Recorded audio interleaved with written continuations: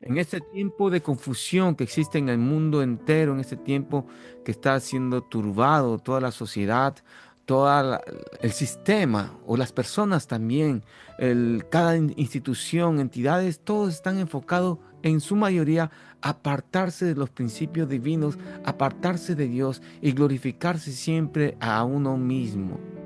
Y después nos damos cuenta que muchas veces, o en mayoría de veces, hemos cometido errores, hemos tropezado, hemos abusado de nuestra autoridad o hemos cometido pecados que realmente ni siquiera merece el perdón, pero tenemos algo tan grandioso, tan glorioso acerca de el perdón. Vamos a ver primero el tema de hoy día. Vamos a ver la primera parte sobre Mateo 18, verso 23 a 35. Vamos a tomar una parte acerca de cómo Dios, cómo Jesús usa una parábola para enfocar y hablar acerca del perdón que nos da el Padre. Y después, en la segunda parte, que vamos a posiblemente verlo el próximo domingo, cómo es nuestra parte y nuestra función, cómo deberíamos comportarnos con respecto al perdón.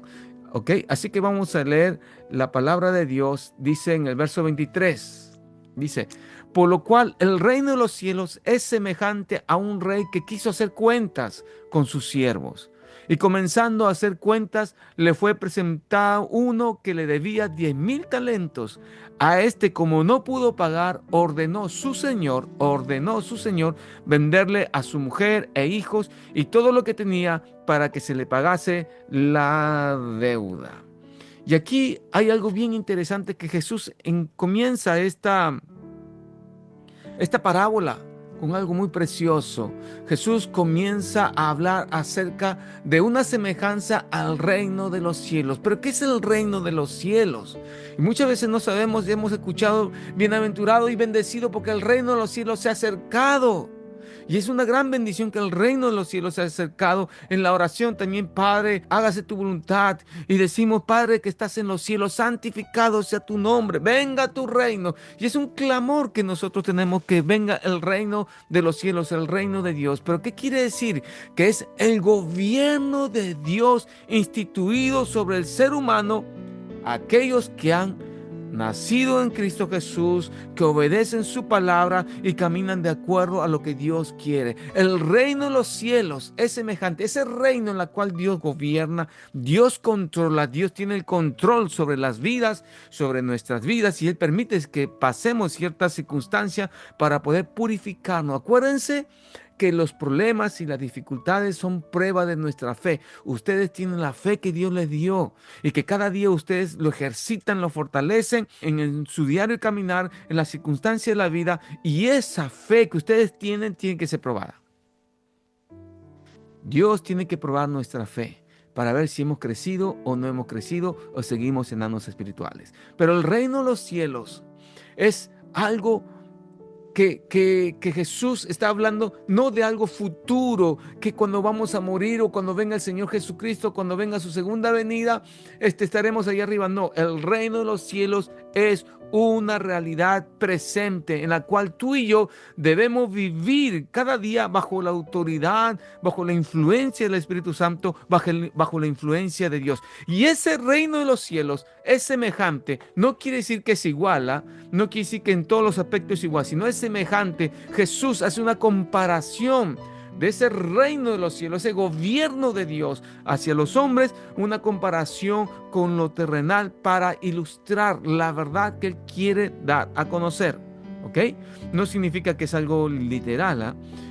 Sino como que Dios quiere contarnos de algunos aspectos o unas verdades claves para que tú y yo entendamos cómo es el reino que Dios tiene, cómo es el reino que Dios controla y cómo es el reino de los ciudadanos, cómo debería ser. Pero vamos a ver en esta mañana la parte que hizo este rey, este hombre, este Dios tan grande y tan poderoso. Y Jesús dice, por lo cual el reino de los cielos es semejante. Y aquí nos da dando una revelación de algo o una verdad nos quiere compartir, una verdad o iluminación de la verdad que Dios quiere darnos a conocer. Nosotros, dice, es semejante a un rey que quiso hacer cuenta con sus siervos. Recuerden que nosotros es importante que siempre debamos dar cuentas a alguien. No, yo doy, como cristiano doy cuentas a Dios. No, es importante que tú puedas dar cuenta a alguien. Y no es que la autoridad vaya sobre ti y te diga, ¿sabes qué? Ríndeme cuentas. ¿Qué estás haciendo? ¿Qué has hecho con tu vida? No, tú voluntariamente te acercas a una autoridad espiritual que tú reconozcas y rindes cuentas o rindes cuentas también a Dios. Es importante rendir cuentas. ¿Por qué? Porque cuando tú te reconoces que hay una autoridad por encima de ti espiritual y al rendir cuentas, tú estás diciendo que sabes que sí, yo dependo de un ser superior y no soy autónomo de Dios. Rendir cuentas, ¿qué quiere decir? Que quiere decir que, hermanos amados, nosotros todos los días pecamos, todos los días cometemos errores, somos humanos, vivimos en una realidad de ese cuerpo humano y entonces nos equivocamos, estamos propensos a cometer errores. Pero lo importante es que Dios nos ayuda y Dios nos guía para encontrar el perdón y la restauración de nuestras vidas.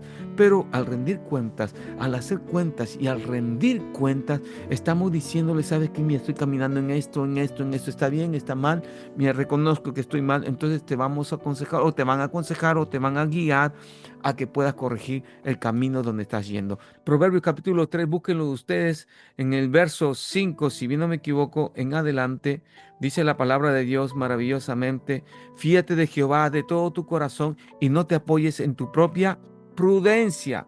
Dice la palabra, reconócelo en todos tus caminos y Él enderezará tus veredas. No seas sabio en tu propia opinión. Apártate del mal, porque eso será medicina para tu cuerpo y refrigerio para tus huesos. ¿Ok? Así que es importante y es necesario siempre rendir cuentas a alguien. Y ahora dice aquí, ese es semejante al reino de los cielos. ¿Ah? El reino de Dios es semejante a un rey que quiso hacer cuentas. Y todos los días, en relación con nuestro Dios, Dios siempre nos llama a rendir cuentas. ¿Cómo estamos? Isaías capítulo 1, busquen todos Isaías capítulo 1, búsquenlo, búsquenlo. Búsquenlo, amados hermanos, búsquenlo. Hoy día vamos a hacer 100%. Vamos a usar nuestras Biblias, sea digitales o Biblias impresas.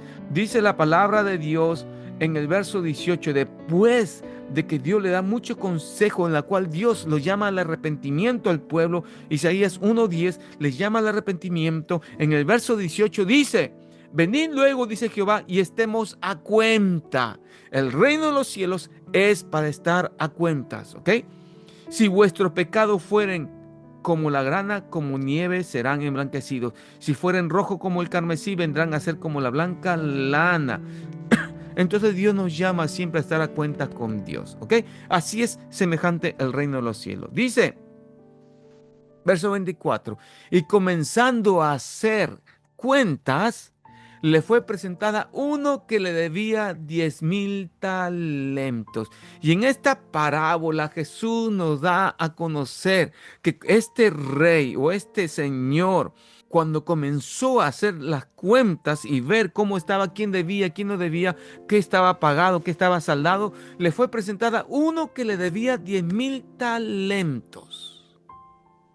Y aquí Jesús nos hace ver que este 10,000 talentos en esa época era un monto impagable. No era posible pagar. Y vamos a ver, dice aquí una comparación para ver en el valor actual cómo serían esas cuentas. Y miren allí, por peso de metal, en esa época el peso de metal un talento antiguo era de 33 a 36 kilos como unidad monetaria.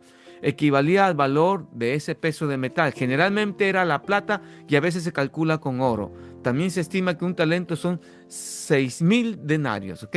Así que 10,000 talentos sería como 330,000 kilogramos o 115,760 el kilogramo. Pero sería más o menos como 38,000 a 40,000 millones de dólares. Es impagable. Es la deuda externa peruana o la deuda externa chilena un poco menos, pero es un valor inimaginable. Y si lo calculamos al valor de la plata, vendría a ser como 430 a 470 millones de dólares. En pesos chilenos serían más o menos como 430 mil millones de pesos chilenos. O sea, un monto para nosotros impagable. ¿Ok? Y lo hemos hecho también para que más o menos se visualice eh, a sueldos actuales. Si un sueldo diario se fuera, considerando que son 6.000 denarios un talento, si fuera $100 por día, ¿ok? Sería más o menos como 6 millones de dólares la deuda. Así que este hombre tenía una deuda grande y para él era una deuda impagable, impagable.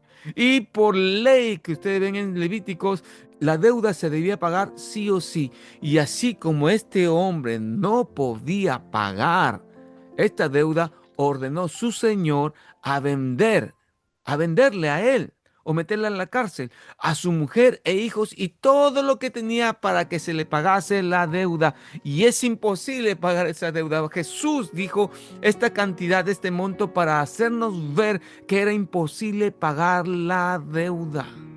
Y este hombre no podía pagar esa deuda, ni vendiéndose, ni vendiendo a su familia, ni vendiendo todo lo que tenía, no podía pagar la deuda. Y esa era la situación en que estaba esta persona.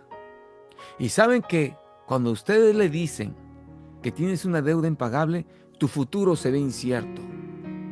Estás con un déficit de millones o miles de millones de pesos o millones de dólares en deuda. Es imposible. Ves un futuro como esclavo, ves un futuro de miseria, tal vez ves un futuro oscuro y negro. Se te va la esperanza, se te va el deseo de seguir viviendo y tomas decisiones equivocadas y erróneas. Y este hombre fue llamado para pagar la deuda. Y el rey ordenó. El rey sabía, esta persona sabía que era impagable pagar esta deuda y él ordenó que se vendiera a toda la familia. Entonces aquel siervo postrado le suplicaba diciendo: Señor, ten paciencia conmigo, yo te lo pagaré todo. Y a veces somos nosotros así. Dice, entonces aquel siervo postrado le suplicaba. Y la palabra suplicada viene de un vocablo griego que no recuerdo este nombre, pero quiere decir que es postrarse y rogar, como cuando un perro le lame la mano al dueño cuando le están dando de comer. Es así, más o menos daba a entender que este siervo estaba postrado y suplicaba diciendo, estaba suplicando. Inclusive cuando uno está en una situación así, es capaz de mentir, porque muchos dicen, he escuchado que la necesidad tiene cara de hereje o no creen, no respetan nada. Y eso es falso. No, nosotros por necesidad debemos aprender a sujetarnos y abrazarnos más de Dios, porque la Biblia dice que mi Dios pues suplirá todas nuestras necesidades conforme a sus riquezas en gloria. Pero el ser humano que no tiene a Cristo hace que la necesidad tenga cara de hereje y no crea en nadie. Y este hombre también estaba siendo llevado a este mundo y postrado ante una deuda impagable. No se olviden, esto era una deuda impagable. Suplicaba diciendo: Señor, ten paciencia. Es decir, que sabes que consideres un tiempo determinado, porque yo te lo pagaré todo. Hermanos, era imposible que este hombre pueda pagar, pero inclusive ante esta necesidad levantó una mentira: ten paciencia conmigo, que yo te voy a pagar. Hermanos amados, por más que tú ganes $4,000 o 4 millones de pesos o 1 millón de pesos o 500,000 pesos o tú ganes $10,000, no vas a poder pagar miles de millones de dólares o cientos de millones de dólares o cientos de miles de millones de pesos. Es imposible, es una deuda muy grande. Y no sé qué habrá hecho este hombre para poder tener ese tipo de deuda. No, la Biblia no lo especifica, Jesús no explicó. Imaginémonos que fue como el hijo pródigo que desperdició el dinero, vivía de repente demasiado una vida de apariencia y llegó a tener una deuda impagable. Podía vender todo lo que tenía y no era capaz de pagar. Nosotros éramos así. Ten paciencia, Dios. Ten paciencia, Señor. Ten paciencia. Yo después me voy a recuperar y voy a arreglar mi vida. Y yo sí voy a arreglar, voy a dejar de hacer esto, voy a dejar de beber, de fumar, qué sé yo. Y yo lo voy a hacer. Y hermanos, son deudas imposibles o son acciones imposibles de cambiar por nuestras fuerzas. Y yo te lo pagaré todo. Y como este rey, este señor, de aquel siervo sabía que era imposible que este hombre, por más que mienta, pueda pagar, fue movido a misericordia. Fue movido a misericordia. Algo dentro de él lo movió a misericordia. El reino de los cielos es semejante a este señora. Fue movido a misericordia, que al ver una deuda impagable, primero fue movido a misericordia. Y la palabra misericordia viene del griego eleo, que significa en general sentir simpatía por una persona en su miseria. Y especialmente simpatía manifestada en acciones, en actos. Y nosotros sabemos que misericordia es no recibir lo que se merece. Nosotros merecemos ser castigados y ser condenados, y este siervo merecía ser castigado, pero la misericordia es no darle lo que merece. Y no, la misericordia no se queda en buenas intenciones, no se queda en buenas palabras o en buenos pensamientos acerca de lo que debemos hacer, sino que se ejecuta con acciones, se plasma con acciones. Y quiero decirte que Jesús pagó la deuda que nosotros debíamos, una deuda impagable, impagable. Pero ¿qué dice? Y el Señor de aquel siervo, movido a misericordia, le soltó y le perdonó la deuda. Atrápenlo. Pero le soltó y le perdonó la deuda, dice la palabra de Dios. Y hermanos, y el perdón, desde la perspectiva divina, no es un simplemente acto de, como dice aquí, de pasar por alto un error. Hermanos, Dios no pasa por alto las cosas, sino que es una acción divina que aborda o se enfoca en la raíz del problema, que es el pecado, la cual es una ofensa a la santidad de Dios. Y hemos visto cómo el pecado la semana pasada ejerce poder sobre las personas, sobre lo que no son de Cristo, y ejercía poder sobre nosotros como un tirano, y nos quitaba la libertad, nos quitaba derechos, nos quitaba la alegría, la paz y el gozo. Simplemente éramos esclavos del pecado porque ejercía cierto grado de poder.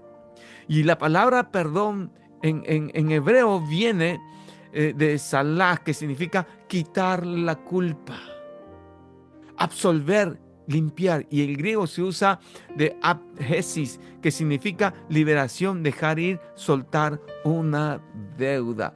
Y en esencia, hermanos, es un acto de la gracia de Dios que borra la culpa del pecado. Nosotros, como seres humanos, éramos pecadores y estábamos en deuda con Dios, estábamos en conflicto con Dios porque habíamos atentado contra su santidad. Siendo Dios nuestro creador, nosotros estábamos en conflicto, éramos enemigos de Dios. Y esa deuda del pecado era imposible pagarla por nuestras fuerzas, por nuestra capacidad o por nuestro entendimiento. No podíamos pagar. Y la gracia de Dios borra la culpa del pecado. Era algo que tenía que hacer el ser superior a nosotros. Nosotros no podíamos hacerlo. Tenía que ser un ser superior a nosotros, a quien nosotros habíamos ofendido con nuestras acciones, con nuestro pecado, para que Él nos perdonara, siendo movido a misericordia. Y el reino de los cielos es semejante a esta situación. Y la Biblia usa muchas veces la deuda para poder explicarnos cómo es el pecado o cómo era el pecado. Y el pecado era una deuda impagable. Tú y yo no teníamos la capacidad para poder perdonar o poder encontrar o liberarnos del pecado. Eso debería venir solamente de Dios. Pero el hombre y la humanidad había pecado contra Dios. Y saben que hay algo que Dios hizo. El perdón de Dios es la total cancelación de esa deuda y de manera completa. No porque tú y yo hayamos pagado, sino porque Dios, siendo ese Dios todopoderoso, viendo la imposibilidad presente, pasada y futuro nuestra, se movió a misericordia y decidió condonar la deuda, perdonarla. Pero tuvo que pagar algo muy interesante, un precio muy alto. Así que la palabra de Dios del perdón, el perdón, en un sentido, es gratuito para nosotros. El perdón que nos dio Dios, según Romanos 3:23, es gratuito para nosotros, ya que para nosotros no nos costó. A mí no me costó. Y cuando este hombre, este rey que tenía que el hombre había alcanzado una deuda impagable, 10.000 millones o 10.000 talentos, que equivalía a miles de millones de dólares o cientos de miles de millones de pesos, era una deuda impagable, era una deuda que no se podía pagar.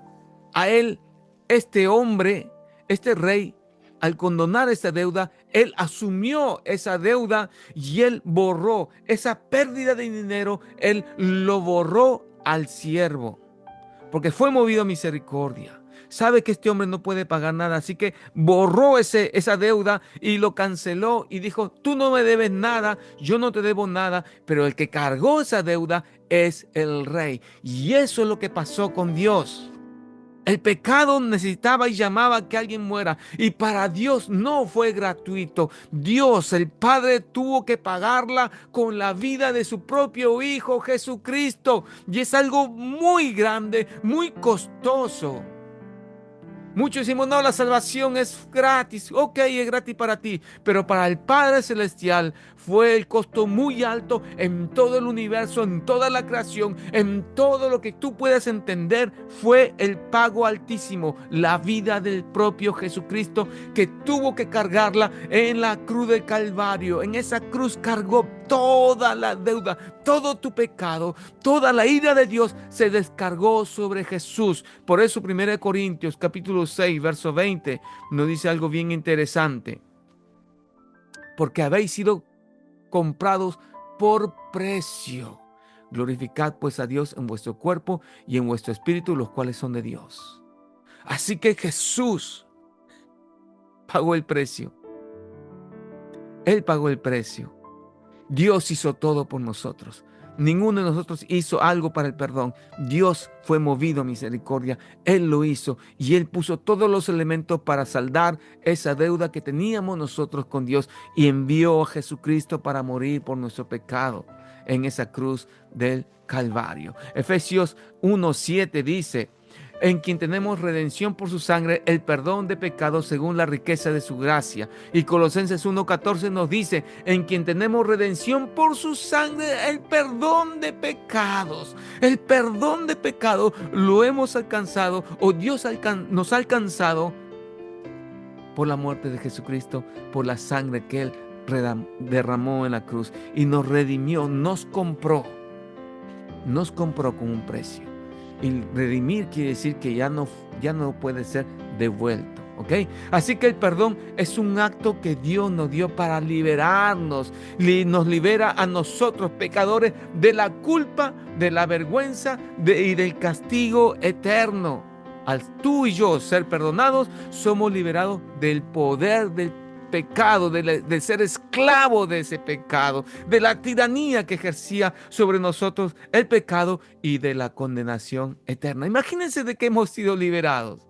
Además, el perdón de Dios tiene también un objetivo mayor, hermanos.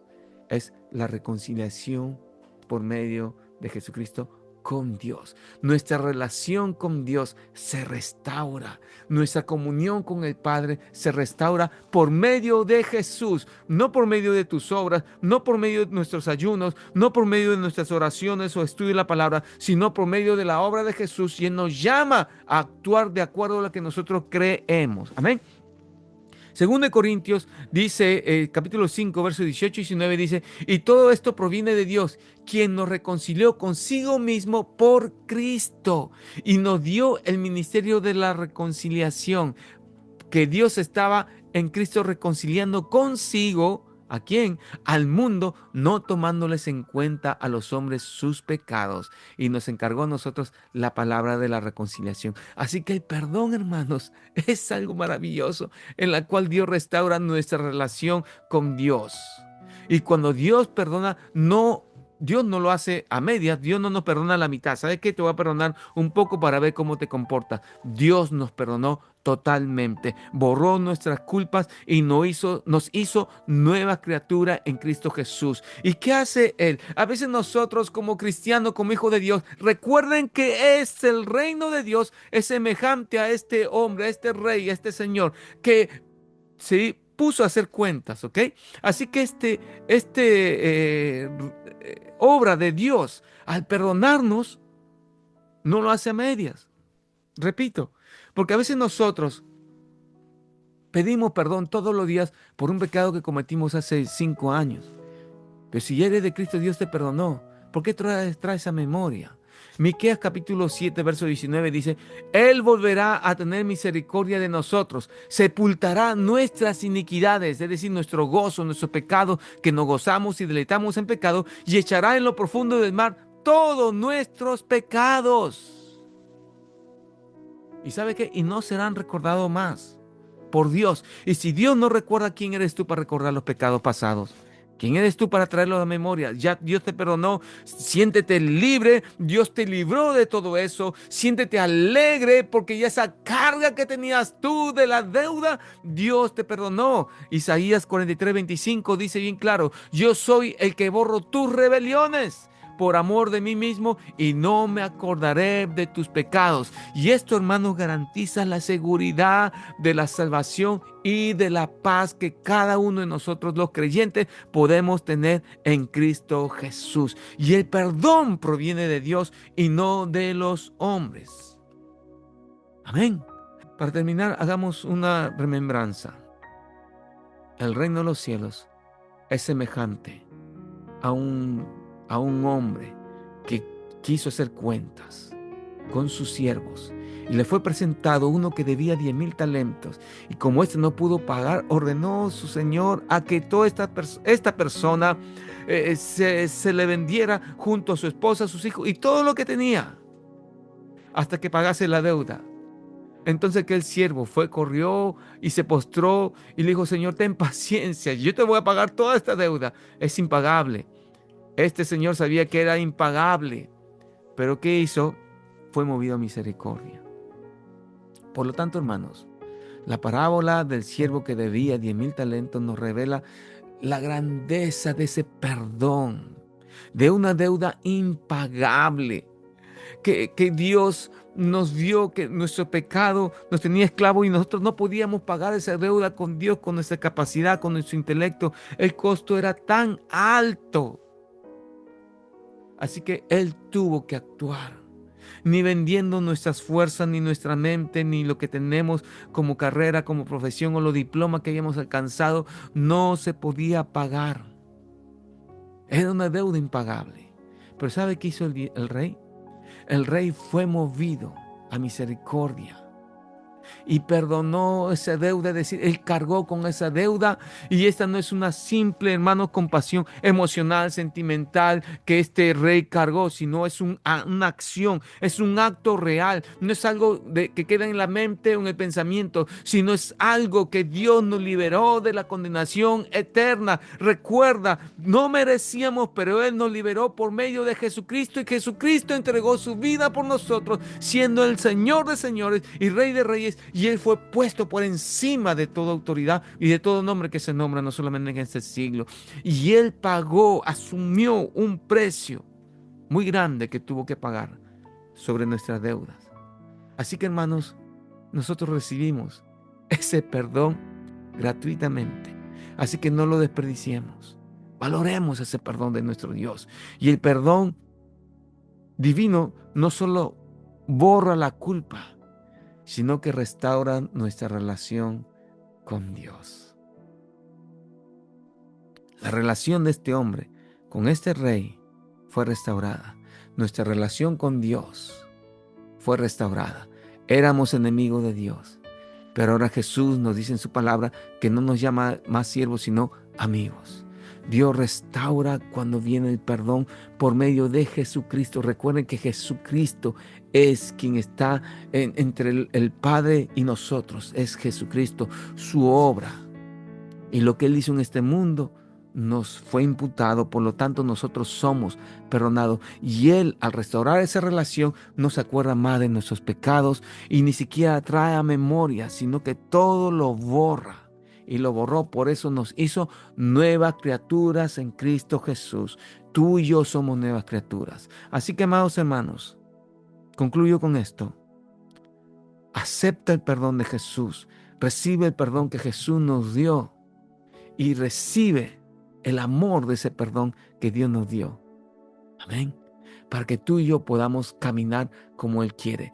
Y luego vamos a hablar la otra parte que nos corresponde a nosotros. Y este es el papel que Dios hizo por nosotros. Este hombre realizó esta obra por cada uno de nosotros. Amén. Así que si tú tienes alguna oración, una necesidad o petición de oración, háznoslo saber para poder orar